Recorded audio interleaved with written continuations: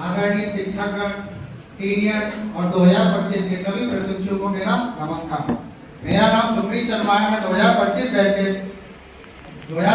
का प्रशिक्षु। आज मैं रविन्द्रनाथ टैगोर के ऊपर में विचार विमर्श करना चाहता हूँ। जैसे टॉपिक है गुरुदेव को नमन। इसमें आता है गुरुदेव। इनको गुरुदेव की उपाधि महात्मा गांधी ने दी थी। किसने दी थी?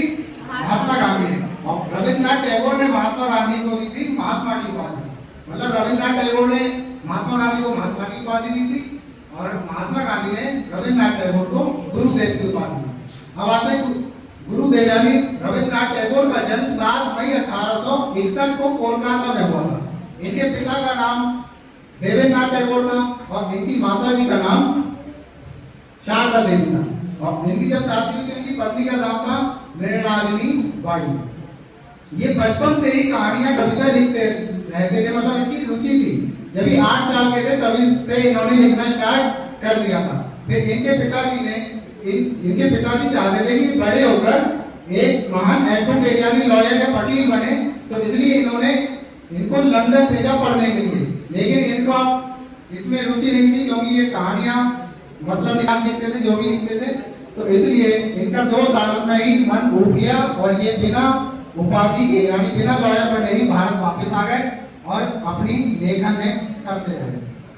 इन्होंने 1000 से अधिक कविताएं लिखी और 2000 से अधिक गीतों की रचना। इसमें सबसे मेन रचना इनकी है गीतांजलि, जो कि बांग्ला भाषा में रचित है। क्योंकि पश्चिम बंगाल के ही पैदा हुए थे, वहीं निवासी हैं, तो ये बांग्ला भाषा के महान विद्वान थे और इनके अधिकतर ग्रंथ बांग्ला भाषा में ही है। क्योंकि गीतांजलि है वो भी एक बांग्ला भाषा का ही ग्रंथ है।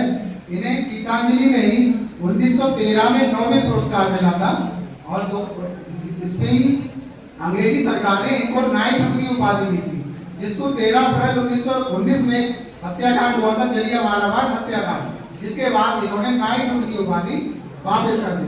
जो हमारा राष्ट्रगान है जन गण मन वो गीतांजलि से ही लिया गया है।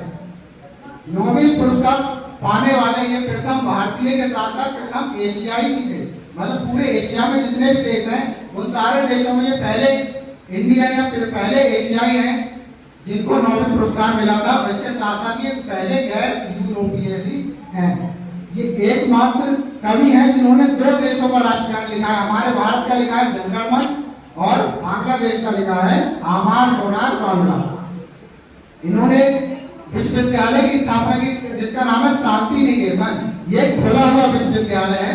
यहाँ पे जब ये पढ़ा रहे थे तो एक छात्र ने पूछा कि आप खुले में पेड़ के नीचे पढ़ा रहे हैं तो ब्लैक बोर्ड कहाँ है? तो इन्होंने जवाब दिया कि ऊपर आसमान देख रहे हो वही हमारा ब्लैक बोर्ड है और जो प्रकृति देख रहे हो आसपास वही हमारे गुरु हैं। क्योंकि हर चीज जो भी हम जन्म से लेकर मृत्यु तक किसी से सीखे ना सीखे, लेकिन प्रकृति से तो जरूर ही सीखते हैं। अपना लास्ट में इनकी एक कविता छोटी सी जो कि उन्होंने नन्ही चींटी के ऊपर लिखी है, वही सुनाना चाहूंगा कि नन्ही चींटी जब दाना लेकर चलती है, चढ़ती दीवारों पर 100 बार फिसलती है। मन का विश्वास लोगों में साहस बढ़ता है, चढ़ना गिरना गिरकर चढ़ना ना अघरता है। आगे उसकी मेहनत बेकार नहीं होती, कोशिश करने वालों की हार नहीं होती। धन्यवाद।